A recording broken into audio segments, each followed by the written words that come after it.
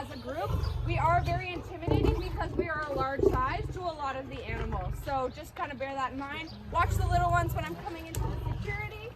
Sometimes they like to follow me in here, but...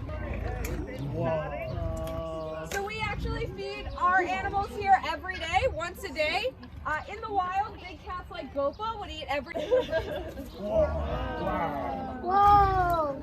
So Gopa here is actually a small lion. If you look at him in comparison with Samiro and some of our other lions, he is very small. He's got a really big head and a small body. He kind of reminds me of like a pit bull with this big block head. And he is quite funny. Why he was jumping up on the fence like that before is because, and she is going on to 22 years old this year. Oh. Tigers in captivity typically live 16 to 18 years and significantly less in the wild. They don't have access to a reoccurring food source or veterinarian care, so if they were to get a wound or something like that, it could be fatal to them without proper care. This guy here is about 650 pounds and his paws are the size of dinner plates. He's a very, very big boy. Nadine in the back, when you guys are walking around later, you might be able to see her. She's about 550. So I'm going to give him another piece here. Get a bit. You can devour the whole.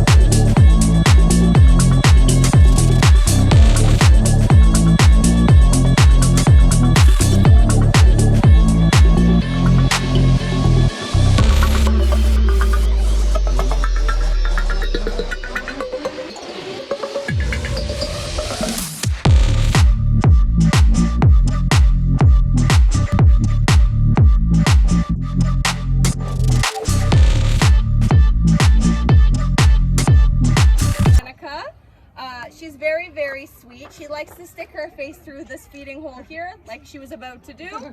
Don't worry, I've already had the heart attack. She can't get stuck. Her face is perfectly shaped. That it's a peekaboo window for her.